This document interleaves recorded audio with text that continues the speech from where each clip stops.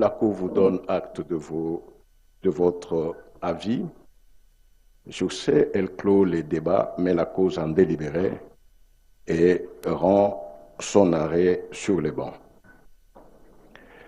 Elle conste 2695 en cause requête du président de la République, M. Félix Antoine Tshisekedi Tshilombo, en appréciation de la conformité à la Constitution de la loi fixant les conditions d'organisation du référendum en République démocratique du Congo, telle qu'adoptée par les deux chambres du Parlement avant sa promulgation. Arrêt. Par requête du 26 juin 2026, signé par lui-même et déposé au greffe de la Cour constitutionnelle le 29 juin de la même année, contre récépissé de la même date, et enrôlé sous R-Const 2695, le président de la République, M. Félix Antoine Tshisekedi Tshilombo, a saisi la Cour constitutionnelle en appréciation de la constitutionnalité de la loi fixant les conditions d'organisation du référendum en République démocratique du Congo, en vertu des articles 5, 69, 139 et 160 alinéa 3 de la Constitution, telle qu'adoptée par les deux chambres du Parlement avant sa promulgation. Le requérant expose que, dans leur correspondance conjointe numéro 013-CAB-AS-NAT-ABS Sénat-SLK-DC PM-2026 du 17 juin 2026, reçu le 22 juin 2026, les présidents de l'Assemblée nationale et du Sénat lui ont transmis la loi susvisée pour promulgation.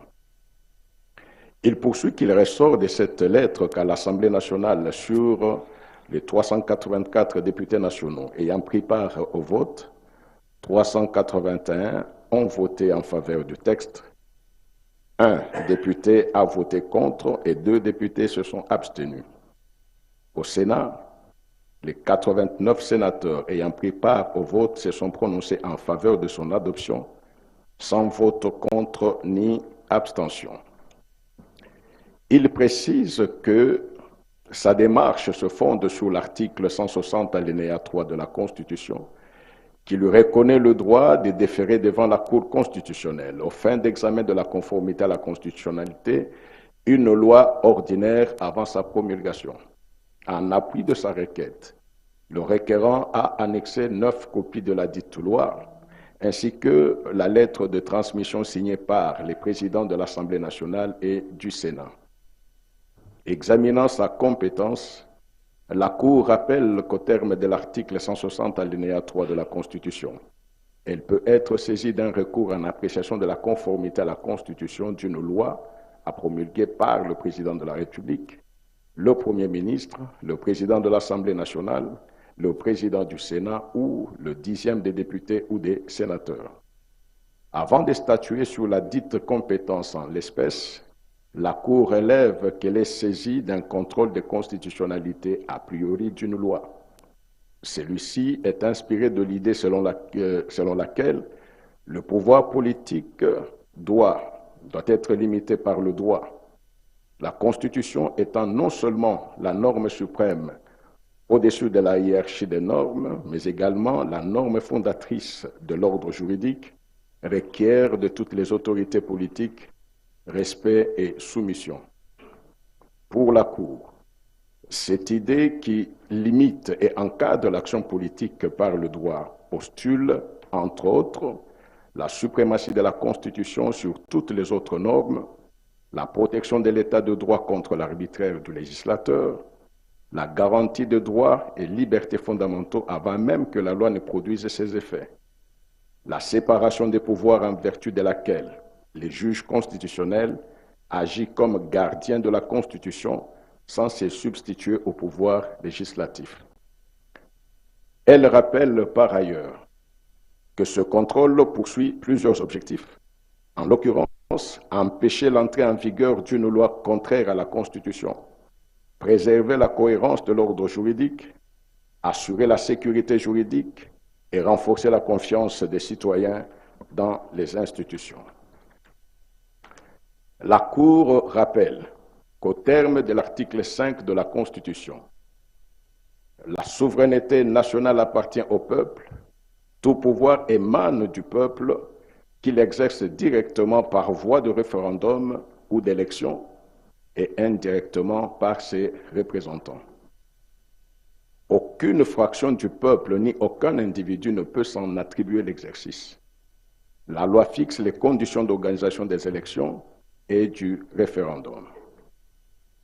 Appelée à donner la bonne intelligibilité de cette disposition, la Cour constitutionnelle a, dans son arrêt du 15 janvier 2021, sous R-Const 1463/1463/1464, retenu que la souveraineté nationale est entendue comme, nous citons, le pouvoir du pouvoir, c'est-à-dire la capacité exclusive reconnue au peuple de déterminer l'étendue de son propre, je voulais dire, comme le pouvoir du peuple, c'est-à-dire la capacité exclusive reconnue au peuple de déterminer l'étendue de son propre ordre juridique ou celle d'affirmer son autorité à gouverner l'ensemble de sa juridiction. La Cour souligne qu'il existe la souveraineté populaire à côté de la souveraineté nationale. La conciliation opérée par les constituants entre ces deux conceptions de la souveraineté est pertinente et pleinement justifiée. C'est au nom de la nation, communauté humaine transcendant les générations, que s'exprime le peuple, c'est-à-dire, plus précisément, ceux qui remplissent les conditions pour être électeurs. Pour la Cour, en affirmant ainsi le monopole du peuple à se choisir son mode de gouvernance, l'article 5, alinéa 1er de la Constitution soutient également par ce fait même le pouvoir de ce dernier de se doter d'une nouvelle Constitution dans le cadre de l'exercice normal de sa souveraineté. Cette disposition représente un moyen juridique de réveiller le pouvoir constituant originaire sans créer les désordres juridiques. Cela peut se faire à travers la mise en place d'une assemblée constituante ad hoc, spécialement investie du pouvoir de reconstituer ou de déconstituer l'État sur de nouvelles bases. La décision de cette assemblée constituante étant subordonnée à sa ratification par un référendum. Cette disposition fait donc du peuple congolais l'unique titulaire de la souveraineté nationale. En tant que tel, il détient le pouvoir de constituer, de réviser ou de légitimer. Cela signifie qu'en tant que détenteur de cette souveraineté, le peuple constituant n'est pas supprimé parce qu'il a exercé son pouvoir constituant, car le pouvoir constituant lui-même ne peut être absorbé ou consommé. En effet, le pouvoir constituant originel détient une liberté illimitée sur le fond comme dans la forme. Il est souverain au sens plein de l'expression. À ce titre, il est en droit de dessiner en toute liberté des chemins de l'avenir institutionnel du pays ou de constater les impasses dans lesquelles celui-ci s'est enfermé. Dans ce sens, il est affirmé le caractère potentiel de la souveraineté constituante du peuple. Dès lors, l'élu au suffrage universel, tel le président de la République, représente la nation entière. Il est des principes généraux de droit constitutionnel que la souveraineté énoncée dans cette disposition ne peut être, tant dans son fondement que dans son exercice, que la souveraineté nationale et que seuls peuvent être regardés comme participant à l'exercice de celle-ci les représentants du peuple élus dans le cadre des institutions de la République. Dans ces conditions, la souveraineté nationale, renchérit la Cour, appartient à la nation tout entière, conçue comme un être collectif et indivisible, distinct des individus qui les composent, une succession de générations caractérisée de manière continue par un vouloir vivre ensemble. La nation est une âme, un principe spirituel Elle est un pouvoir absolu qui refuse tout contrôle et toute limitation. Distincte du peuple réel, cette majesté suprême qui ne peut être limitée ni par une autre puissance supérieure, ni dans sa durée, ni par les lois, n'a d'existence que par la représentation. S'agissant du principe juridique du référendum, la Cour relève que, contrairement à la loi numéro 05/010 du 22 juin 2005, adoptée en vertu de l'article 10.3 de la Constitution de la transition du 4 avril 2003, la loi qui lui est soumise est, en ce qui la concerne, est dictée en application de la Constitution du 18 février 2006. Elle estime que, dans un État démocratique, une loi sur les référendums revêt une importance fondamentale en ce qu'elle constitue le cadre juridique permettant à ce peuple, détenteur originaire du pouvoir, d'exercer directement sa souveraineté. Elle garantit que les recours au référendum ne soient ni arbitraires ni instrumentalisés, mais organisés selon des règles précises assurant la transparence, l'égalité des citoyens devant le scrutin et la sincérité des résultats. En fixant les conditions de l'initiative, de l'organisation du déroulement et du contrôle du référendum et des dispositions pénales qui sanctionnent sa violation, une telle loi participe à la sécurité juridique et au renforcement de la démocratie constitutionnelle. Le référendum se veut l'expression du principe de la souveraineté populaire, en vertu duquel seul le peuple est titulaire direct et global du pouvoir politique au sein de l'État. La Cour considère qu'il renforce la légitimité démocratique des décisions publiques, à condition qu'il soit encadré par des garanties constitutionnelles et législatives assurant la liberté du vote, le pluralisme du débat et les contrôles juridictionnels. Eu égard à cette importance que revêt la loi en tant que cadre référentiel de l'expression du peuple souverain, un contrôle a priori s'avère nécessaire pour garantir aux dispositions qu'elle contient une pleine légitimité constitutionnelle. La Cour constate que le requérant soumet à son contrôle la loi fixant les conditions d'organisation du référendum en République démocratique du Congo, telle qu'adoptée par les deux chambres du Parlement, lui transmise pour promulgation. Par conséquent, elle se déclarera compétente. S'agissant de la recevabilité, la Cour note que l'article 88, alinéa 2 de la loi organique numéro 13/026 du 15 octobre 2013 portant organisation et fonctionnement de la Cour constitutionnelle dispose, nous citons, sauf lorsqu'elle émane du procureur général. La requête mentionne, sous peine d'irrecevabilité, les noms, qualités et adresses du requérant, ainsi que l'objet et les moyens de la demande. En l'espèce, la requête qui saisit la Cour renseigne les noms, qualités et adresses du requérant, ainsi que l'objet et les moyens de la demande. La Cour rappelle que la disposition ci haut reprise est complétée par l'article 91 alinéa 2 de son règlement intérieur qui exige que la requête soit dactylographiée et signée par la partie elle-même ou par un avocat dûment mandaté. Elle précise que cette dernière est dactylographiée et signée par M. Félix Antoine Tshisekedi Tshilombo, agissant en qualité de président de la République et dont l'investiture a été faite devant cette même Cour le 20 janvier 2024. La Cour relève en outre que, conformément à l'article 57, alinéa 1er de son règlement intérieur, elle est appelée à se prononcer lors du contrôle de conformité sur l'ensemble du texte soumis à son appréciation, tant sur son contenu que sur la procédure de son élaboration. Elle indique que les pièces versées par les requérants renseignent que les deux chambres ont adopté la loi sous examen dans les termes identiques, chacune en ce qui la concerne, selon les résultats repris ci-après. À l'Assemblée nationale, sur les 384 députés nationaux ayant pris part au vote, 381 ont voté pour, un député a voté contre et 2 ont voté abstention. Au Sénat, Sur les 89 sénateurs ayant pris part au vote, 89 ont voté pour, aucun sénateur n'a voté contre et aucun n'a voté abstention. Il en infère que le vote de la dite loi s'est effectué à la majorité absolue des membres composant chacune des deux chambres. Par conséquent, la Cour dira la présente requête recevable.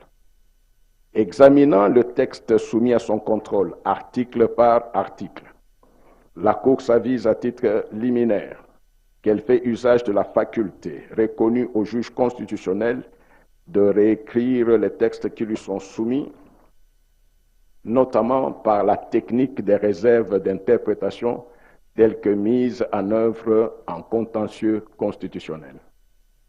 La Cour rappelle aussi que le contrôle de constitutionnalité des lois s'opère tant en référence aux dispositions expresses de la loi fondamentale, qu'au regard des principes constitutionnels et des objectifs à valeur constitutionnelle, notamment l'intelligibilité, la clarté, l'accessibilité ou la cohérence de la loi, l'ordre public ou la sécurité juridique. C'est à ce titre que, dans son arrêt R-Const 622 du 2 février 2018, elle a admis qu'une disposition d'un texte soumis à son examen peut être déclarée contraire à la Constitution dès lors que sa formulation est inintelligible. La Cour indique que la loi dont contrôle est pourvue d'un exposé des motifs, comporte 45 articles et est subdivisée en 8 chapitres. Le chapitre premier consacré à l'objet et au champ d'application de la loi.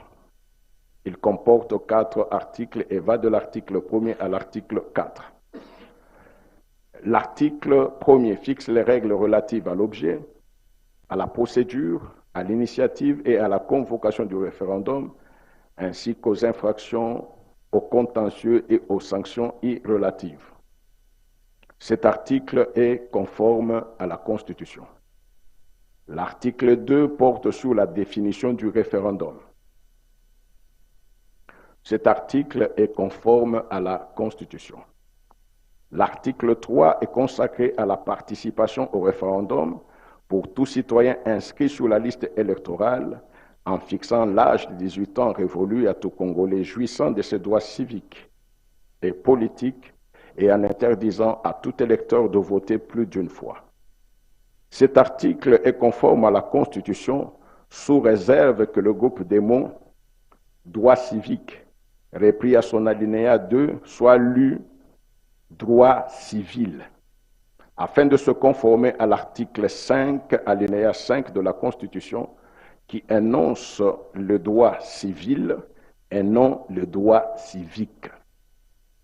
Dans ce sens, l'article 3, alinéa 2 sera lu comme suite.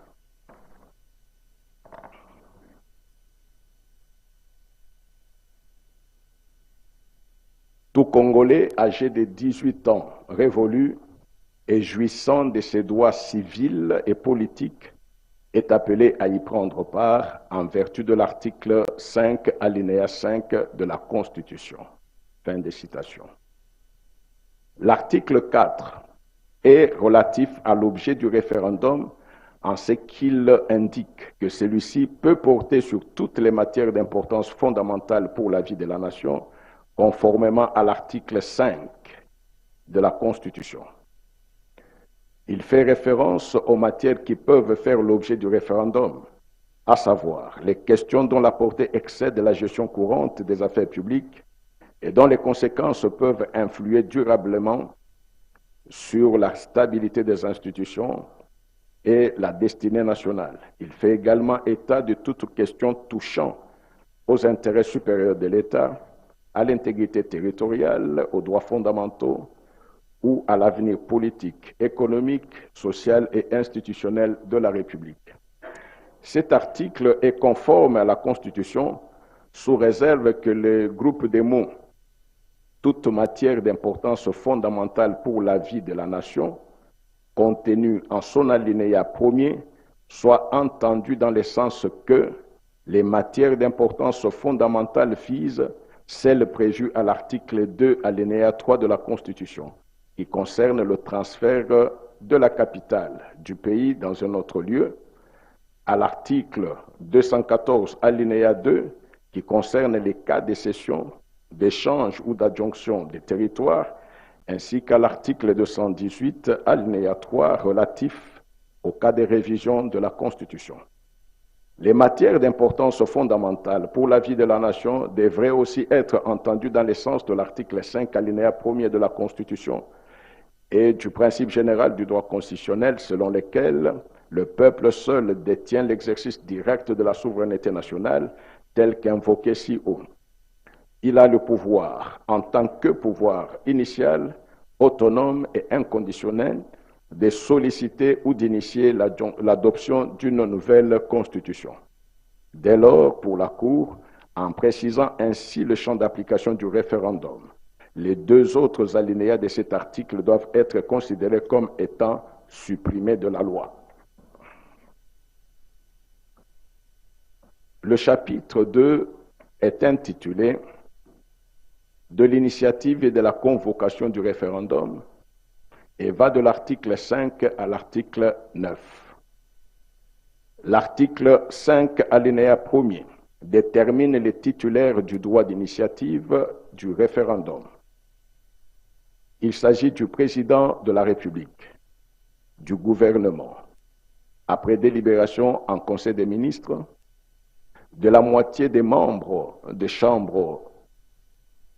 chacune des chambres du Parlement et d'une fraction du peuple congolais, en l'occurrence 250 000 personnes, s'exprimant par une pétition adressée au président des deux chambres. Cet article fixe à son alinéa 2 les modalités de saisine de l'Assemblée nationale et du Sénat qui délibèrent séparément sur les biens fondés du projet, de la proposition ou de la pétition. Cet article est conforme à la Constitution sous réserve de la réécriture de son alinéa 1er.4 qui doit être lu dans le sens de l'article 218 alinéa 1er.4 de la Constitution. Ainsi, le point 4 de l'alinéa 1er sera lu « La pétition adressée à l'une des deux chambres ». L'article 6 porte sur les modalités de convocation du référendum et de l'électorat, ainsi que sur l'unique question à poser au peuple lors de la consultation. Cet article est conforme à la Constitution. L'article 7 fixe le contexte, la manière de procéder et les fondements justifiant la nécessité de recueillir les avis des experts avant toute initiative institutionnelle par le président de la République lorsque le pays se trouve dans un état de dysfonctionnement majeur, paralysant ou menaçant de paralyser les institutions de l'État, ou lorsqu'il se trouve face à toute question visée à l'article 4 de la loi sous examen. Dans ce contexte, il recueille les avis des experts réunis dans une commission nationale multidisciplinaire avant toute initiative institutionnelle sur toutes les matières constitutionnelles inadaptées aux réalités sociopolitiques, économiques ou culturelles du pays en vue de leur adaptation. Cet article est conforme à la Constitution sous les réserves suivantes. À l'alinéa 1er, le groupe des mots « toutes les matières constitutionnelles » doit être entendu par toute question qui nécessite consultation du peuple par la voie du référendum. Il s'agit, en l'état actuel, de l'ordre juridique congolais des cas visés aux articles 2, alinéa 3, 5, 214, alinéa 2 et 218, alinéa 3 de la Constitution. Les groupes des mots sur leur inadaptation, repris à l'alinéa 2 de l'article 7, doit être considéré comme supprimé de la loi. Cette suppression s'impose en raison des principes évoqués de cohérence et d'intelligibilité de la loi. La Cour précise qu'il se dégage de ce dernier principe que la justice du droit réside dans la justesse des mots. En l'espèce, le choix des matières soumises au référendum ne peut être fondée exclusivement sur leur inadaptation, concept dont les contours ne sont pas déterminés. Les groupes des mots projet de changement des règles constitutionnelles inadaptées, repris à l'alinéa 3 de l'article 7, est considéré comme supprimé et remplacé par projet de loi référendaire lorsque le référendum porte sur les matières prévues par les articles 2 alinéa 3, 214 alinéa 2 et 218 alinéa 3 de la Constitution, ou par les mots par un avant-projet de constitution si le référendum est relatif à la mise en application de l'article 5 alinéa 1er de la Constitution et du principe général du droit constitutionnel de la souveraineté populaire. Pour la Cour, le concept changement des règles constitutionnelles inadaptées, non définies par le législateur, est imprécis quant à sa compréhension ou son sens exact au regard de la Constitution. Cette absence de clarté ainsi que de prévisibilité rendent les contours de cette disposition inintelligibles au risque de porter atteinte au principe de la sécurité juridique sous-évoqué et à celui de l'état de droit porté par l'article 1er de la Constitution. La Cour relève que la sécurité juridique impose au législateur d'adopter des dispositions suffisamment précises et des formules dépourvues d'équivoques ou de complexités excessives. Dans ce sens, elle juge l'imprécision et la complicité de cet énoncé comme susceptibles de compromettre l'état de droit. En conséquence, cet article sera ainsi écrit. Par suite d'un dysfonctionnement majeur, paralysant ou menaçant de paralyser les institutions de l'État, susceptibles d'être soumis au référendum ou de toute question visée à l'article 4 de la présente loi, le président de la République peut, en application de l'article 69 de la Constitution, recueillir l'opinion des experts sur une question qui nécessite consultation du peuple par la voie du référendum. À cet effet, il met en place par ordonnance une commission nationale multidisciplinaire de réflexion chargée d'identifier la matière à soumettre au référendum dans un délai de 30 jours à dater de son installation.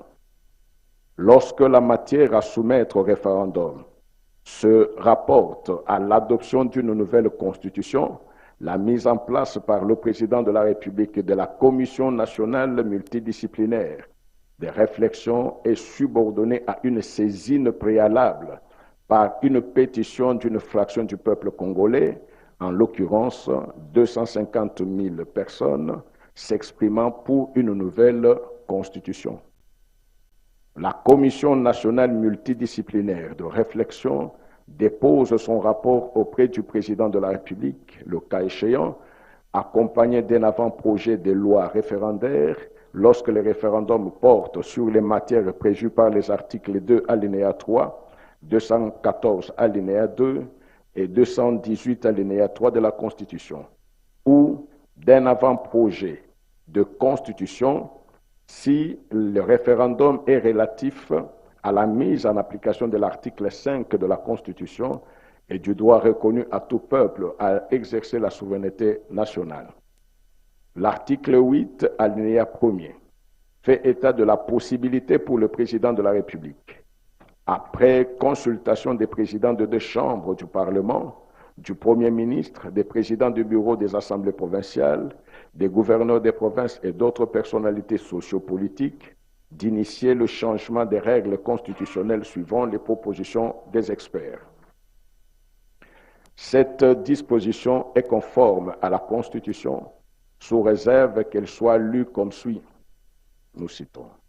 S'agissant de l'initiative d'une nouvelle Constitution, en vertu du droit souverain inaliénable de tout peuple de déterminer son ordre juridique directement ou indirectement par ses représentants, idée qui ressort de l'article 5 alinéa 1er de la Constitution, le président de la République soumet, et s'il échait, après consultation des présidents de deux chambres du Parlement, du Premier ministre, des présidents du bureau des assemblées provinciales, des gouverneurs de province, des formations politiques représentées et non représentées au Parlement et des organisations représentatives de la société civile, un avant-projet de constitution à présenter au référendum à l'adoption de l'Assemblée constituante composée des membres de l'Assemblée nationale, du Sénat, des assemblées provinciales, des conseils urbains, des conseils communaux et des conseils du secteur et des chefferies.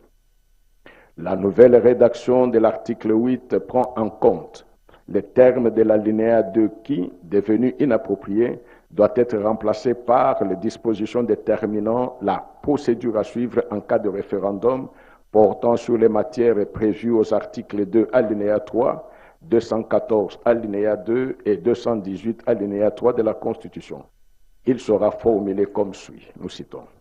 S'agissant du référendum ayant trait au transfert de la capitale, l'initiative du référendum appartient au président de la République, au gouvernement après délibération en Conseil des ministres, à chacune des chambres du Parlement, à l'initiative de la majorité de ses membres et à une fraction du peuple congolais, en l'occurrence 100 000 personnes s'exprimant par une pétition adressée à l'une des deux chambres. Chacune de ces initiatives est soumise à l'Assemblée nationale ou au Sénat, qui décide à la majorité absolue de chaque chambre du bien fondé du projet, de la proposition ou de la pétition par l'adoption d'une loi relative au transfert de la capitale du pays. Le transfert n'est acquis que si la loi est approuvée par référendum sur convocation du président de la République. Pour les référendums concernant la cession, l'échange, l'adjonction des territoires, sans préjudice des dispositions de l'article 5 de la présente loi, l'initiative de référendum appartient exclusivement au président de la République par voie de négociation et de signature d'un traité ou accord international. Les deux chambres du Parlement adoptent, selon la procédure ordinaire, la loi d'autorisation de ratification après la signature du traité et avant sa ratification ou son abrogation. Le président de la République convoque le référendum et soumet la question sur la cession, l'échange, l'adjonction de territoire à l'accord du peuple qui se prononce par oui ou non. Concernant le référendum relatif à la révision de la Constitution, l'initiative appartient concurremment au président de la République, au gouvernement après délibération en Conseil des ministres, à chacune des chambres du Parlement à l'initiative de la moitié de ses membres, à une fraction du peuple congolais, en l'occurrence 100 000 personnes, s'exprimant par une pétition adressée à l'une des deux chambres. Chacune de ces initiatives est soumise à l'Assemblée nationale et au Sénat qui décide, à la majorité absolue de chaque chambre, du bien fondé du projet, de la proposition ou de la pétition de révision. La révision n'est définitive que si le projet, la proposition ou la pétition est approuvée par référendum sur convocation du président de la République. Fin de citation. L'article 9 est consacré à la compétence de l'Assemblée constituante, à sa convocation, aux modalités de ses prises de décision et à sa dissolution. Cette disposition est conforme à la Constitution sous réserve que le groupe des mots « projet de loi de changement des règles constitutionnelles » repris au premier et au dernier alinéa soit entendu comme projet de constitution, qui est la qualification juridique appropriée à cet effet. Dès lors, cet article sera lu comme suit. La compétence de l'Assemblée constituante est limitée à l'examen et à l'adoption du projet de constitution à soumettre au référendum. Point. Fin de citation. L'Assemblée constituante est convoquée par l'ordonnance du président de la République. Elle adopte son règlement intérieur qui fixe son organisation et son fonctionnement. L'Assemblée constituante est dirigée par un bureau présidé par le président de l'Assemblée nationale, secondé par le président du Sénat. Ils sont assistés par les membres du bureau de l'Assemblée nationale. La durée de sa mission est de 30 jours maximum à dater de l'adoption de son règlement intérieur. Le projet de constitution est adopté à la majorité de 3/5 des membres composant l'Assemblée constituante. L'Assemblée constituante est dissoute à l'épuisement de son ordre du jour. À la fin de la mission de l'Assemblée constituante, l'Assemblée nationale, le Sénat, les assemblées provinciales, les conseils urbains, les conseils communaux et les conseils de secteur et de chefferie reprennent de plein droit leurs activités parlementaires. Si le projet de constitution n'est pas approuvé par le peuple, la constitution en vigueur reste maintenue en l'état. Le chapitre 3 porte sur la campagne du référendum, reprenant les articles allant de 10 à 15.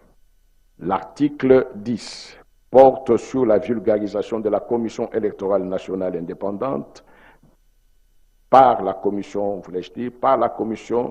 électorale nationale indépendante du projet du texte constitutionnel sur l'ensemble du territoire national 3 mois avant l'organisation du référendum. Cet article est conforme à la Constitution sous réserve qu'au groupe des mots à travers tous les territoires nationaux soit ajouté le groupe des mots et à l'étranger, afin de préserver le droit des Congolais vivant à l'étranger à participer à l'exercice de la souveraineté du peuple. La Cour rappelle à ce sujet qu'elle a jugé dans son arrêt sous R-Const 1879 du 20 décembre 2022 que l'article 5 alinéa 5 de la Constitution reconnaît le droit à tous les Congolais, sans exception, d'être électeurs ou de participer au référendum. Il s'agit donc aussi bien des Congolais vivant au pays que ceux vivant à l'étranger. Ainsi, au nom du principe de la souveraineté du peuple qui s'exprime directement par voie du référendum ou d'élection, tel qu'il ressort de l'article 5, alinéa 1er de la Constitution, et au nom du droit à l'égalité de tous les Congolais devant la loi, consacré par l'article 12 de la Constitution, aucune loi ni aucune mesure restrictive ne devrait exclure une catégorie de personnes du droit de participer au référendum. L'article 11 porte sur le déroulement de la campagne du référendum. Cet article est conforme à la Constitution. L'article 12 se rapporte au rassemblement durant la campagne du référendum qui doivent obéir aux dispositions légales pertinentes en vigueur dans la République. Cet article est conforme à la Constitution sous réserve qu'il soit lu dans le sens de l'article 26 de la Constitution qui pose les régimes d'information pour toute manifestation sur les voies publiques ou en plein air. En outre, le concept rassemblement non défini par le législateur et dépourvu de fondements juridiques précis doit être compris pour sa bonne intelligibilité dans le sens de la liberté de réunion consacrée à l'article 25 de la Constitution. L'article 13 est consacré à quelques prohibitions auxquelles les agents de carrière des services publics de l'État, les magistrats, les membres de forces armées de la police nationale, ainsi que ceux des services de sécurité sont astreints par rapport à toute activité politique ou à toute participation active à des manifestations politiques en vue du référendum.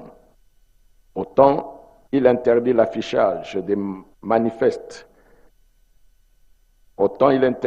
il interdit l'affichage des manifestes et des circulaires dans les lieux publics, autant il est interdit toute campagne irrelative à la clôture de celle-ci. Cet article est conforme à la Constitution. L'article 14 a trait à l'interdiction de l'utilisation par des forces sociales en présence à des fins de campagne référendaire des biens, des finances et du personnel de l'État, des établissements et des organisations publiques et des sociétés d'économie mixte. Cet article est conforme à la Constitution sous réserve que le groupe de mots « force sociale en présence », non défini par les législateurs, ambigu et équivoque, doit être remplacé par le terme « quiconque » en application du principe de clarté de la loi. Dès lors, l'article 14 sera lu comme suit. Est interdite l'utilisation par quiconque à des fins de campagne, référendaire, des biens, des finances et du personnel de l'État, des établissements et organismes publics et des sociétés d'économie mixte. L'article 15 est consacré aux attributions du Conseil supérieur de l'audiovisuel et de la communication relatives à la préservation du principe de l'égalité de production et des temps de parole et d'antenne sur les médias publics aux fins de campagne référendaire. Cet article est conforme à la Constitution. Le chapitre 4, intitulé « Des témoins, des observateurs et des journalistes », comporte uniquement l'article 16, lequel est conforme à la Constitution.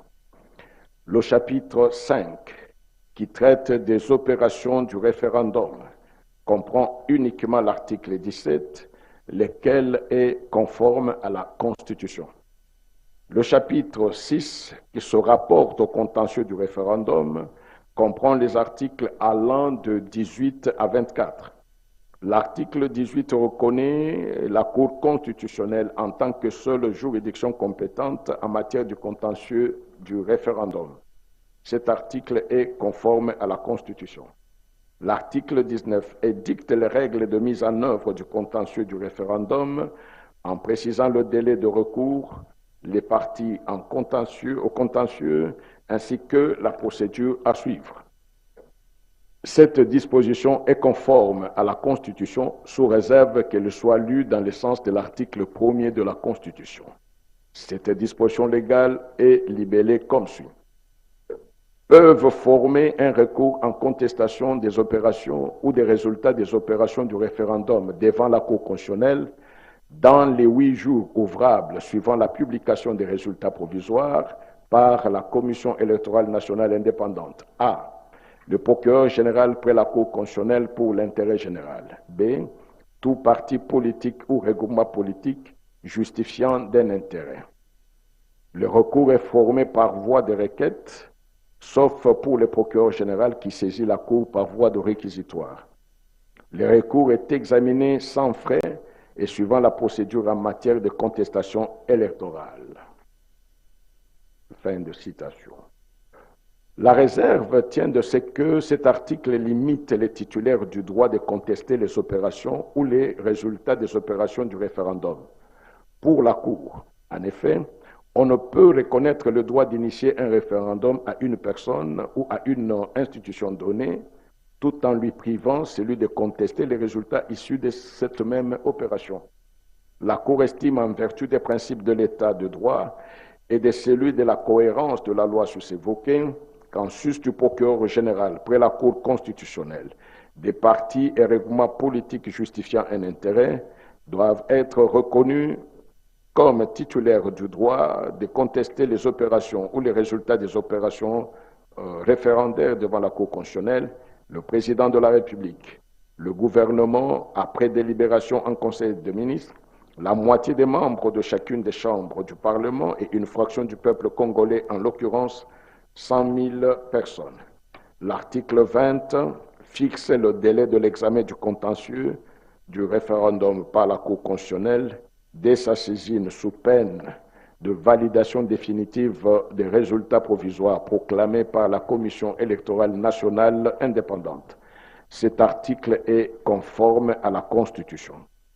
L'article 21 détermine les différentes issues du contentieux du référendum. En effet, en cas d'irrécevabilité ou du non-fondement du recours, la Cour constitutionnelle proclame les résultats définitifs. En cas d'admission des recours pour erreur matérielle commise par la Commission électorale nationale indépendante, la Cour constitutionnelle rectifie les résultats erronés et proclame les résultats définitifs. Dans d'autres hypothèses, la Cour constitutionnelle peut annuler le référendum en tout ou en partie en cas d'irrégularité ayant impacté les résultats du référendum. Cet article est conforme à la Constitution sous réserve que le mécanisme de recours en rectification d'erreurs matérielles qu'il institue soit compris comme devant respecter les prescrits de l'article 168 de la Constitution qui rend les décisions rendues par la Cour constitutionnelle non susceptibles de voie de recours. L'article 22 prescrit le délai du nouveau scrutin en cas d'annulation totale par la Cour constitutionnelle, lequel est fixé à 90 jours à dater de la signification de l'arrêt d'annulation. Cet article est conforme à la Constitution. L'article 23 fixe le délai de l'organisation du nouveau scrutin à 5 ans en cas de désapprobation du texte soumis au référendum, ainsi que celui en déant lequel le président de la République est appelé à donner suite au cas d'approbation du texte soumis au référendum. Ce délai est de 15 jours.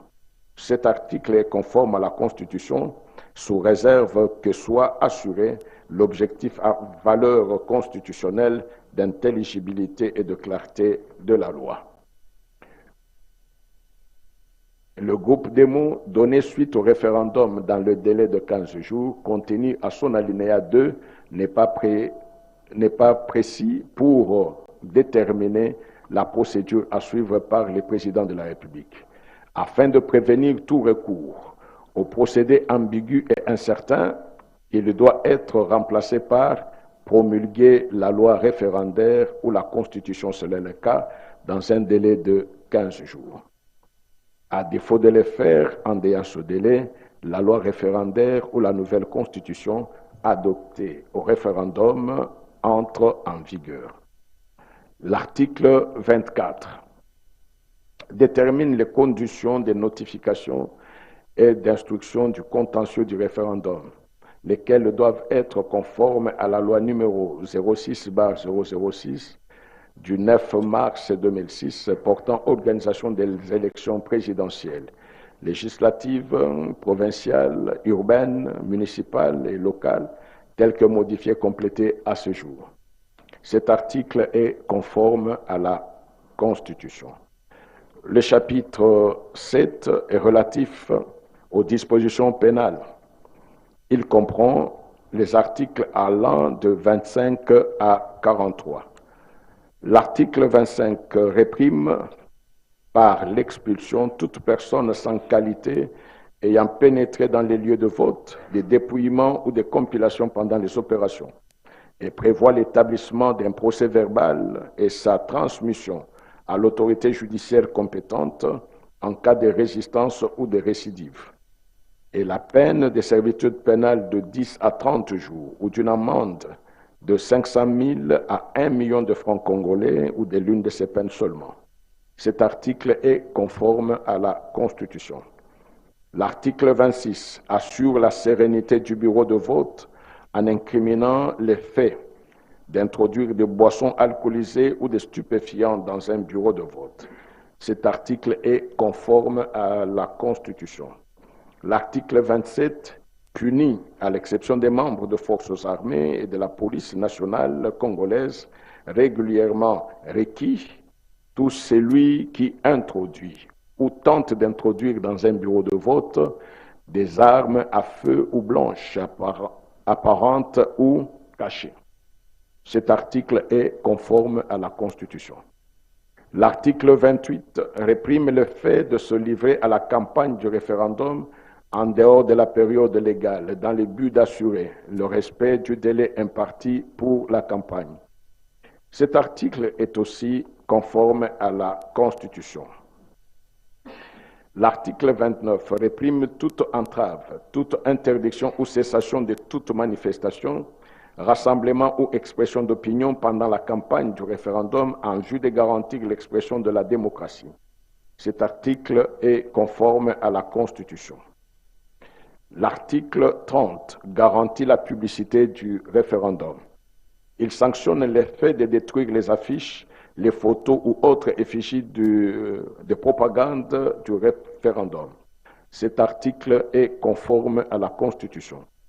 L'article 31 sanctionne tout membre du bureau de vote, non seulement pour abstention sans motif valable de remplir les fonctions qui lui sont confiées, mais également pour destruction ou confiscation des matériels de vote affectés au bureau dont il fait partie ou en a la charge. Cet article est conforme à la Constitution. L'article 32 est relatif à la sanction de tout membre du bureau de vote qui, sans raison valable, retarde le début de scrutin ou l'interrompt. Cet article est conforme à la Constitution. L'article 33 fixe le régime des peines pour toute personne qui, sur les lieux d'un bureau de vote, fait connaître l'option en faveur de laquelle elle se propose de voter ou pour laquelle elle a voté, cherche à connaître l'option en faveur de laquelle un électeur se propose de voter ou pour laquelle il a voté, ou enfin, ayant porté assistance à un électeur, communique l'option pour laquelle cet électeur a voté. Le même comportement dans le chef de tout membre du bureau de vote est punissable au double de la peine encourue. Cet article est conforme à la Constitution. L'article 34 sanctionne toute personne qui vote ou tente de voter plus d'une fois. Cet article est conforme à la Constitution. L'article 35 sanctionne la corruption ou la tentative de corruption offerte aux membres du bureau de vote et détermine les peines applicables. Cet article est conforme à la Constitution. L'article 36 érige en infraction non seulement les menaces, violences, injures ou voies de fait exercées sur un électeur dans le but d'obtenir l'abstention de sa participation au vote ou d'influencer son choix, mais aussi le recrutement d'un individu ou groupe d'individus armés ou non, aux fins d'intimider les électeurs, de troubler l'ordre public avant, pendant ou après le vote. Il en va de même de l'incitation à commettre les actes de violence dans un bureau de vote et de la commission des mêmes faits à l'endroit des membres de la commission d'experts. Il détermine enfin les peines prévues par le Code pénal militaire congolais en cas de circonstances aggravantes. Cet article est conforme à la Constitution. L'article 37 sanctionne et prive de ce droit de vote et d'éligibilité pendant 6 ans toute personne qui soustrait des bulletins ou pose des actes susceptibles de fausser les résultats de vote et tout membre de la Commission électorale nationale indépendante ou de sa représentation locale qui facilite la fraude au cours du déroulement des opérations du référendum. Cet article est conforme à la Constitution. L'article 38 est relatif à la sanction de tout membre de la Commission électorale nationale indépendante ou de sa représentation locale qui aura révélé les résultats de vote à des tierces personnes avant la clôture des opérations du référendum. Cet article est conforme à la Constitution. L'article 39 érige en infraction de faux en écriture et ou d'usage de faux la modification ou l'imitation de manière délibérée des paragraphes du président du bureau de vote ou de dépouillement. Il sanctionne en outre le coupable de la privation de ses droits de vote ou d'éligibilité pendant 6 ans.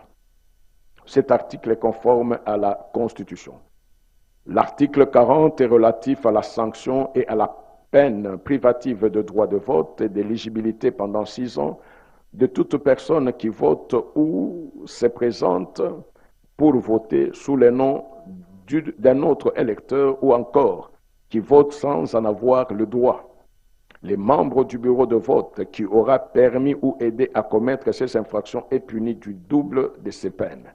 Cet article est conforme à la Constitution. L'article 41 définit le régime des peines pour toute personne qui falsifie le relevé de dépouillement ou le procès verbal du référendum ou qui détruit sciemment un bulletin de vote avant la fin de l'opération de vote. Cet article est conforme à la Constitution. L'article 42 détermine le régime des peines pour la contrefaçon des bulletins de vote. Cet article est conforme à la Constitution. L'article 43 renvoie au Code pénal. La répression de tous les faits infractionnels relatifs aux opérations du référendum qui ne sont pas repris par cette loi. Cet article est conforme à la Constitution sous réserve que le groupe démontre tous les faits infractionnels relatifs aux opérations du référendum soient lus comme ceci: toutes les infractions de droit commun commises pendant ou à l'occasion des opérations du référendum. En vertu des principes de clarté de la loi et de la légalité de délit et des peines consacrées à l'article 17 de la Constitution. Le chapitre 8 est intitulé « Des dispositions abrogatoires et finales ». Il comprend les articles 44 et 45. L'article 44 est relatif à la disposition abrogatoire. Il est conforme à la Constitution. L'article 45 est relatif à la disposition finale. Il est conforme à la Constitution. Enfin, l'exposé des motifs de la présente loi précise le fondement constitutionnel de la loi, rappelle le contexte de son adoption, en expose les lignes directrices ainsi que l'économie générale. Toutes les affirmations y contenues sont conformes à la Constitution. Sous réserve que le groupe démontre plusieurs autres matières d'importance fondamentale contenues dans le 4e paragraphe, soit lues conformément à la réserve émise sur l'article 4 de la loi. Aussi, les groupes démontrent inadaptabilité et changement de certaines règles constitutionnelles comprises au 6e paragraphe soient lus conformément aux réserves formulées ci-dessus relativement aux articles 7 et 8 de la loi sous examen. De tout ce qui précède, la Cour dira que la loi fixant les conditions d'organisation du référendum en République démocratique du Congo est conforme à la Constitution sous les réserves développées ci-haut pour les articles 3, 4, 5, 7, 8, 9, 10, 12, 14, 19, 21, 23 et 43. Usant de son pouvoir de régulation, la Cour dira que la loi sera publiée au journal officiel avec en annexe le présent arrêt afin que, pour son application, soit tenu compte des réserves formulées. La procédure étant gratuite, conformément à l'article 96 alinéa 2 de la loi organique numéro 13/026 du 15 octobre 2013 portant organisation et fonctionnement de la Cour constitutionnelle, il n'y aura pas lieu à paiement des frais d'instance. C'est pourquoi, vu la Constitution de la République démocratique du Congo telle que révisée à ce jour, spécialement son article 160 alinéa 3, vu la loi organique numéro 13/026 du 15 octobre portant organisation et fonctionnement de la Cour constitutionnelle, spécialement ses articles 47, 88 et 96 alinéa 2, vu les règlements intérieurs de la Cour constitutionnelle, spécialement ses articles 57 alinéa 2 et 91 alinéa 1er à 3, la Cour constitutionnelle siégeant en matière d'appréciation de la conformité à la Constitution, après avis du procureur général, se déclare compétente, dit la requête recevable, dit conforme à la Constitution, la loi lui soumise fixant les conditions d'organisation du référendum en République démocratique du Congo soumise à son contrôle sous les réserves développées ci-haut pour les articles 3, 4, 5, 7, 8, 9, 10, 12, 14, 19, 21, 23 et 43. Dit qu'elle doit être publiée au journal officiel avec en annexe le présent arrêt afin que pour son application soit tenu compte des réserves formulées. Dit qu'il n'y a pas lieu à paiement des frais d'instance. Dit que le présent arrêt sera signifié au requérant, au président de l'Assemblée nationale, au président du Sénat ainsi qu'à la Première ministre. Dit qu'il sera publié au journal officiel de la République démocratique du Congo ainsi qu'au bulletin des arrêts de la Cour constitutionnelle. La Cour a ainsi délibéré et statué à son audience publique de ce 28 juillet 2026, à laquelle ont siégé, mesdames et messieurs, Kamule Tabadibanga, président. Bokonawi Pabonjali, François. Kalume Asengo Tcheoussi, Alphonsine. Lumumbaya Sylvain, Mandia Andia, Dieudonné. Odionon de Marthe et Kaindonguru Aristide, juge, en présence du procureur général John Moke Maele, ainsi que l'assistance de M. Kabongo, greffier du siège.